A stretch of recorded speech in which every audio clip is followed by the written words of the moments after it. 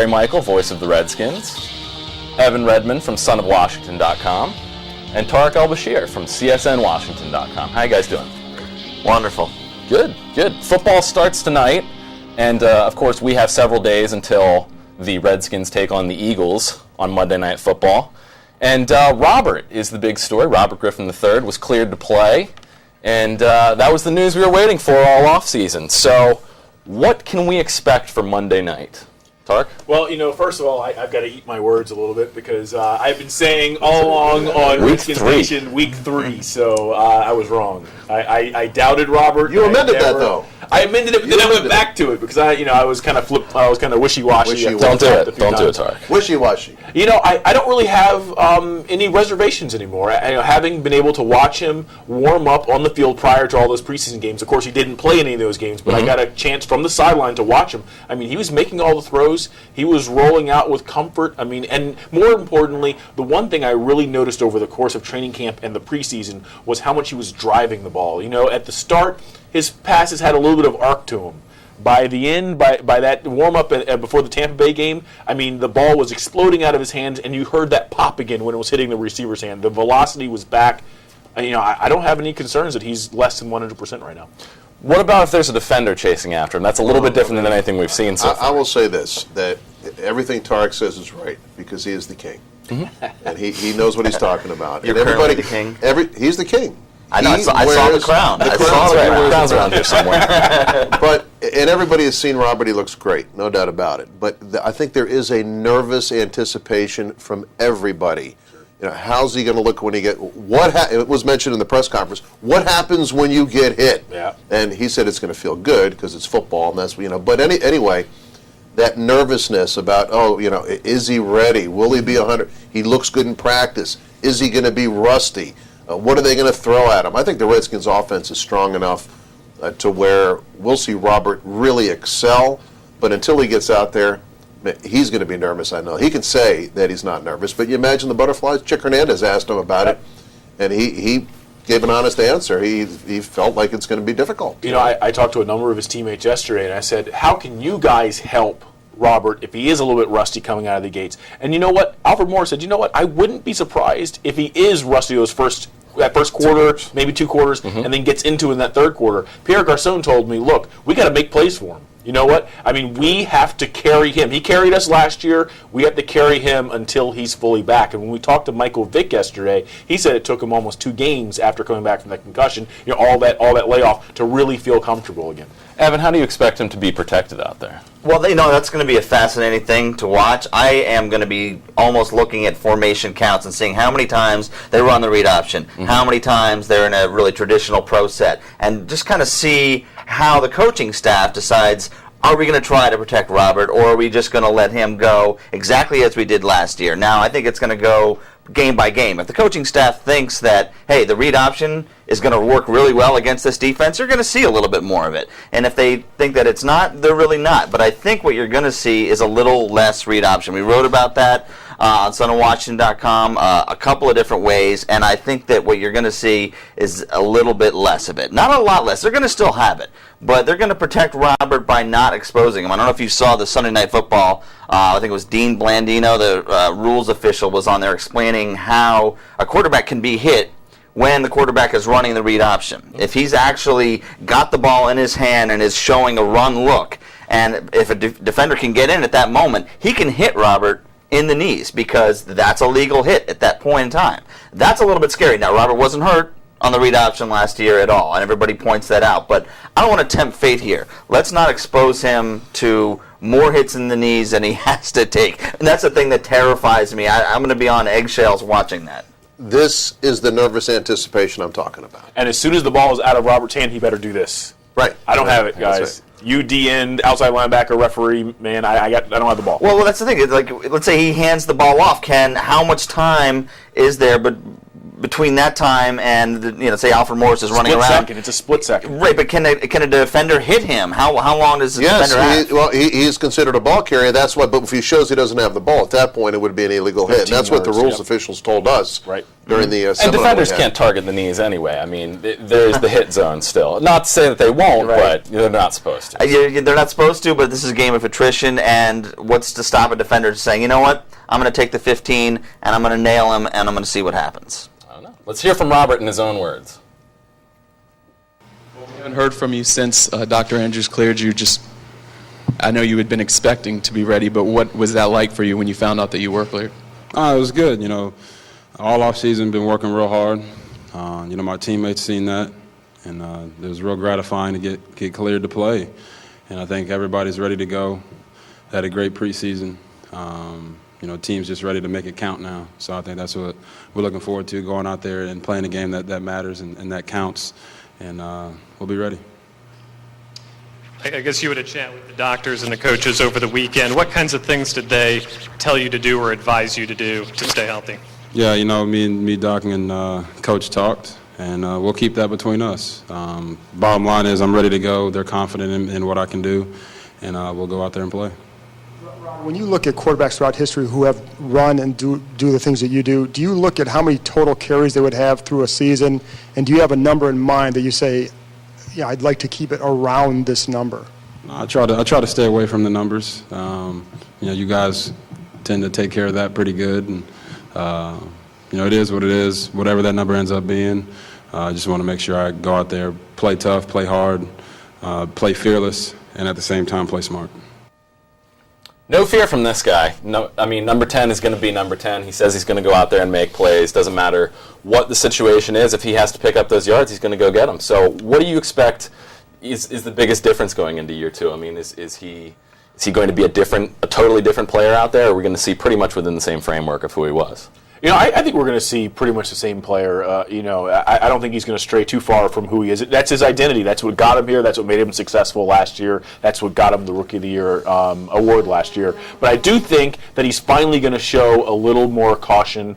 He's going to be a little more judicious when it comes to trying to get that extra yard. I think you're going to see him get out of bounds. I think you're going to see him throw the ball out of bounds instead of trying to make a play. Because you know what? Of all the things that really bothered me last year, it was the play against the Falcons where he clearly should have gotten out of bounds, and instead of ducking, he ended up taking that really hard hit from Witherspoon, and I mean that was a concussion that knocked him out for a little while. Was that the wake-up call? That was time to cut it off. So everyone wake up. We'll be right back after this talking about head coach Mike Shanahan and his impressive stat coming up if he wins week 1.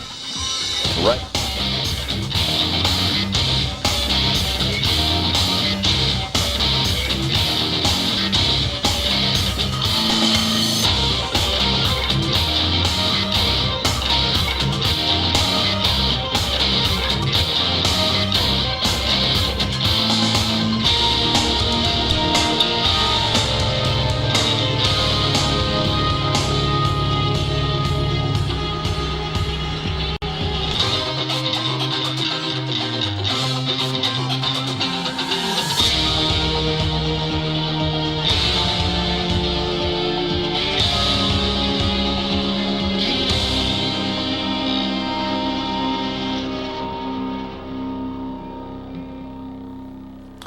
All right, and we are back for another segment of This Week at the Park. Same episode. Seems like we've been away a month now, at least 2 months. I know, a couple months at least. The months just pile up on you. You okay, Brian? I'm great. How are you? Doing good. I'm wonderful, man. I'm ready for the season. I can't wait. I got my pro picks coming up here with my good friend Tarek. I actually have prepared this year, unlike last year. I took it for granted that I'd whoop him, no problem.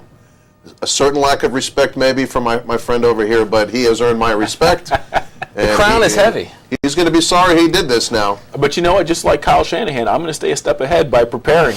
I've been working hard in the offseason, tweaking my playbook. I'm ready to go. Who do you like in that Jets-Tampa Bay game? Yeah. Well, I'll tell you what. I don't want to hijack the show here, Tinsman, but Charlie's here. We're all here, okay? Mm-hmm. And yesterday on Redskins Nation, I gave Tarek the Thursday night game because I didn't think I'd see Tarek today. But now we know. But Tarek is here. So, as much as you got the business from the folks over there at Comcast Sportsnet, I mean, I think the only fair thing to do would be let you pick the game right now and be on record. I'm going to go. Do you need a lot of preparation? No. Actually, Charlie and I discussed this yesterday. I've been looking forward to this game for about, 8 months. I think Denver's going to get it done. I am thoroughly impressed with how they kept their team together, but more importantly with Peyton Manning's health. It's a tough road game for the Redskins. No gimmies for the King. He picks Denver. I'm even going to give you a score, 34-24, Denver. Ooh. High scoring, huh? I think it's going to be higher than that. Yeah, I do too.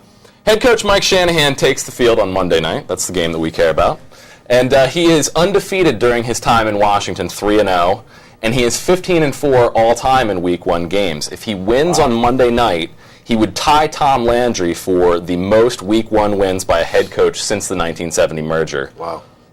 Let's hear it from him first. Your offense took a big step forward last year. I mean, they had 6 new starters. How much more can you all improve upon with that continuity of having everybody back? Well, you're always hoping that you're going to get better as an offensive unit. I think anytime you have 6 new starters, it really says a lot about our players, what they were able to accomplish last year. And we're looking forward to improving on that. Hopefully we can. Have you noticed improvements on recognition and things like that in practices, or what signs of growth have you seen? Well, anytime you have 6 new guys, they get a feel for the system, they get a feel for some of our opponents, especially within the division. A lot more repetition, a lot more comfortable with the terminology, defenses. And when you put all that together, you're hoping you do improve. So we've got a good camp, hopefully a great week of preparation this week, and we can take it to the field. Mike, you guys have, to your right, you guys have restructured several guys' contracts in the last few days to stay under the cap for the season. Are you hopeful this is sort of one of the last effects of the salary cap case? Well, anytime you have, 7 people that would have been part of your 46 on game day, you've got 2 suspensions and you got 5 guys either on PUP or an IR. That's one of the reasons why we had to restructure a couple contracts, or at least one contract. So I feel good where we're at. We have a lot more depth. We'll be able to get 3 of those players back for sure. So hopefully we take advantage of it. Larry, you've been here for the entire tenure of Mike Shanahan's run here in Washington. What is it that makes his team so successful out of the gate, and what do you like about this Eagles matchup? Well, I mean, the mark of a good coach is taking advantage of preparation time, and it takes me back to back when I was doing the Notre Dame games, back when I was doing more college football, that the coaches that could prepare for a bowl game, the good coaches, the big-name coaches, always seemed to win the big game because you gave them extra time to prepare. And it's even more evident when you get the schedule in April. You know in April who you're going to play. So from that very day, you're going to do as much research as you can on that offense. And they've got tape. Somebody in the press conference said, well, you don't have any tape on them. He's got all the Oregon tape. He's got the preseason tape. Are there some trick plays they're going to pull? I think everybody expects them to pull out some trick plays. But the mark of a good coach is taking advantage of preparation time. He's a very good coach. I mean, to win this game would tie him with Tom Landry, he's a Hall of Fame coach. So Landry also had a lot longer to pile up this mark, though. Indeed. But hey, Mike's unbeaten on opening day here in Washington, and everybody wants to see that continue. It's a brilliant strategy. I mean, there are only 16 games in the regular season, and if you win one, I mean, that's 1/16. I mean, that is a huge step already towards making the playoffs. And I think they have been preparing for the Eagles more so than any other team since week 1 of training camp. They've been going with having the number ones on defense face no huddle and run quickly, subbing in and out quickly, thinking fast, reacting fast, calling plays fast, just to get ready for week 1. You know what? You win that game, you're off to a great start, momentum builds, and your season's looking pretty good. If you lose that game, then everyone wonders what you were doing with your whole off season. People start asking questions, and things can go south really quickly. They also have the benefit of having to prepare for the Eagles twice, so this homework is not for naught, for the rest of the season. Evan, what do you think? Well, if you look at the winning percentages of coaches on opening day, with the amount of time that Mike Shanahan has been in the league, he is by far has the best winning percentage on opening day of anybody. I mean, you look at John Harbaugh; he's 5-0, but he's it's only 5 seasons. I mean, Mike Shanahan has been in the league for 20 seasons now, or been a head coach in the league for 20 seasons, and he's 15-4, as you pointed out. No one is really even close. Belichick is kind of close. I don't remember exactly what his percentage was, but Shanahan still takes that crown. So that's, again, like Larry said, a sign of a great coach who prepares well. And Mike Shanahan has a great record coming out of the bye, too. Not as good, quite, but it's still pretty good. And anytime he has a lot of time to prepare, he seems to get something that he sees on film that he can use against that opponent and exploit it really well. You saw that against the Saints last year. I don't think the Saints had any idea what they were going to see, and they were just kind of completely blown away. Eagles coming out of the bye last week, 30-6. 31-6. 31-6, yeah. Yeah, I think that the more important thing, though, because the Eagles are going to struggle on defense. I mean, if they don't, then I'll be really shocked if they look good on defense. What are we going to see from Chip Kelly on offense? And that's where, Jim Haslett is going to have to get really involved in the game plan and make sure that he's got all his, I's dotted and his T's crossed to make sure that all the things that we saw in Oregon, the Redskins are going to prepare for that. They're going to get a little taste of their own medicine, I think, with some read option stuff. Well, they are going to get a totally different system on both offense and defense. Right. They don't, like it or not, they don't have tape on these players in this system. Is that going to play a huge impact in this game? Yeah, I think so. I mean, all you have to do is go back to last season. I mean, New Orleans, they were flabbergasted. They had no idea what was happening to them as the Redskins were shoving the ball down their throat. I think that there is an element of surprise that the Eagles are going to have. I mean, obviously, what they showed in those 4 preseason games, we're not going to see any of that, know. But I think at the same time, Larry's exactly right. Chip Kelly didn't come to the NFL to reinvent himself. He's bringing what he does. He's just going to do it with bigger, faster, stronger, and maybe a little more complex because you got smarter guys. One quick thing, and we've heard Coach Shanahan talk about it. Also, we heard Kyle Shanahan talk about it. They're going to take what the defense gives them. Mm-hmm. But last year, you only saw just a touch of what this offense could do. And really, I think you could even see a different offense for the Redskins this year, because I don't think we saw everything last year. And you can factor in whatever change or non-change you're going to see because of Robert's situation coming back. So I think Philadelphia preparation isn't a foregone conclusion. They know what the Redskins are going to run. They don't. I mean, they know that the stretch play's coming. They know the bootlegs are coming. But there's a lot that we didn't see last year. That's very true. Alarm means that we are done with this segment. Moving on to the next one. There are other injured players coming back in this game. Can we kill the alarm? We've got Brian Arakpo, Fred Davis, Brandon Merriweather. We'll talk about them next.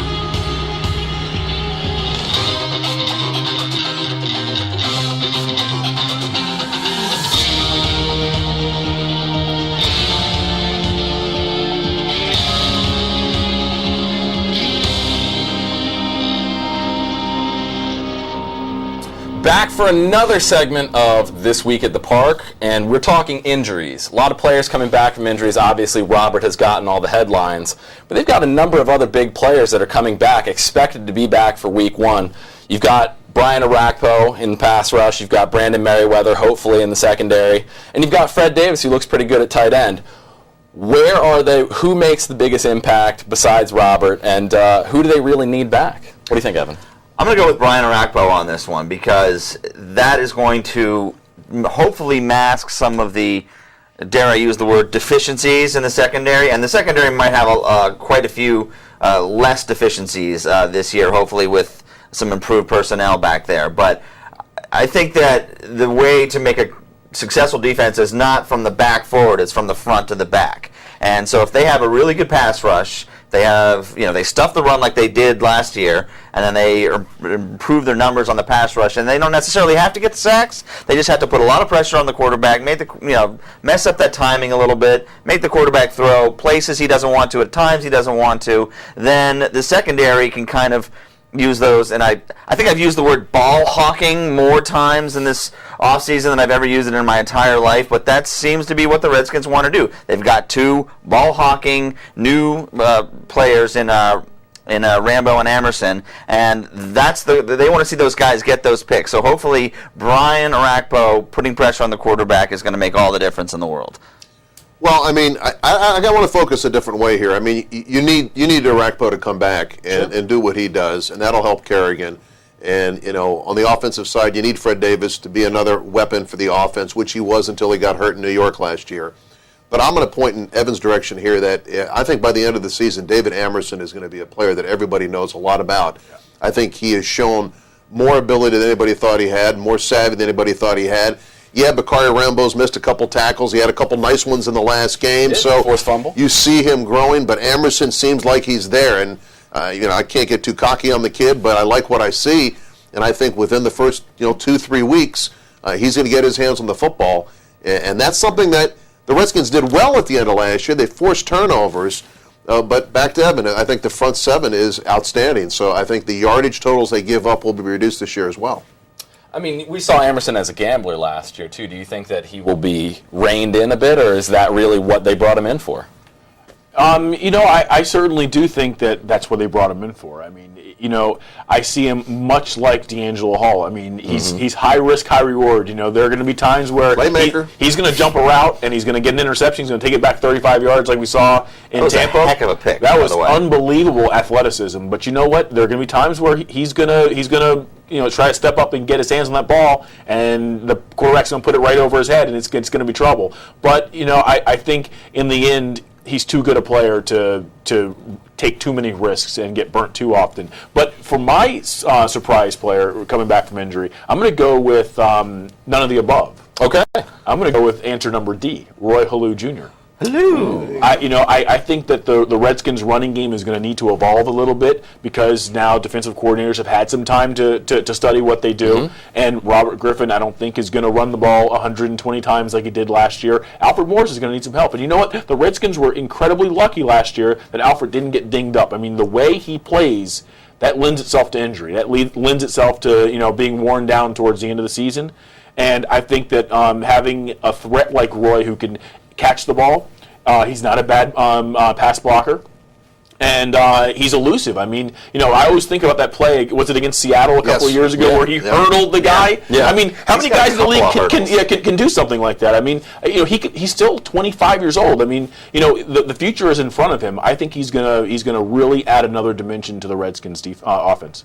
I mean, does he take over for that kind of speed stretch option that they had Robert in design runs running a lot last year, or is he just a different type of runner altogether? That's a great point. I mean, there is certainly a chance that he could take some of that burden off of Robert, which will reduce the amount of risk that Robert is exposed to. And Chris Thompson's going to be back there too. Now he's going to be fighting for carries, but I think if he's just rolled out one or two times a game, that's one more weapon that the defenses are going to have to be worried about. Now, Robert talked about having no limits on him in terms of running this year, so let's hear what he had to say from yesterday's press conference. A lot of talk about you being rusty coming out, not having any preseason action. Do you think, you've got all your main receivers back, same coach, same offensive coordinator. Is that going to help you in the process of getting up to speed quickly once you do get out on the field? I think it will. Just having the same guys out there. The system that we run this year is a little bit tweaked than the one we ran last year, but everybody knows that, and everybody's just on the same page. So that's been a great thing all off season, and been out there, being able to practice with these guys for a while now. And I know practice is different than the games, but it still feels good to have the same guys around me, same offensive line. Alfred in the backfield, and same OC. Robert, we were told that Dr. Andrews had concerns. Were those physical or otherwise? Is there anything you can shed light on in that regard? Nah, not really. I can't shed light on any of that. We talked about it. Coach said that. We had that conference, and, everything came out good. Robert, at this point, how much do you worry about getting hit? And what will that first hit, you think, what will that feel like? It'll feel good. Football is football. You're going to get hit when you play the game. I don't really worry about it. Just go out there and play. This is what we get up every morning to do. And we enjoy it, so I'm not afraid of it. Not really anxious about it. Just go out there and play. Big benefit to Robert coming back is that he will have both of his top receivers healthy for the first time in Washington, having Pierre Garçon and Josh Morgan. That's not really a story that's been talked about too much. It's been overshadowed, but how much of a difference is that going to make for him making that next step and staying healthy this year? Huge. You got them. You've got Alfred Morris in the second year. You got Roy Halou back. You got everybody back in the second year. You got the same offensive line back. The continuity's there. And so, how much better can the offense get? Number one, rushing the football. I asked Mike Shanahan yesterday. He says, you want to improve every week. If we improve every week, the numbers will be... They take a lot of pride in the numbers from last year, and they'd like to top them. And those were some of the all-time best numbers in Redskins history. And so, for my prediction of the number of wins to come true, their offense has to play better, and their defense, and I really think the secondary, they went into the offseason knowing they had to bolster the secondary. And you got some guys in the background there. A guy like E.J. Biggers adds a little depth. So now, not saying you want to see anybody hurt, but you do have depth there. And I think the secondary is going to be much improved. And I think the offense will do better at throwing the football this year. And we'll see about running. They love running the ball, though. And Wilson and Hall, with that depth, may not have to go out there as much when they are banged up. What do you think? I think the Skins are going to throw the ball more, for one thing. I mean, last year they ranked 30th in pass attempts. Now, some of that was by design. Some of that was because they didn't want to put too much pressure on their young quarterback. Some of it was because he was so darn good at running the football, why throw it? And along with Alfred Morris. But I think, once again, because of the knee injury and the fact they're going to want to reduce the risk that he's exposed to, he's going to open it up a little bit more. He's got the arm, he's got the football IQ, and you know what he's had? He's had an entire offseason to learn how to read defenses better. I think you're going to see him, really tear defenses up with his arm this year. All right. Well, unfortunately, we're out of time.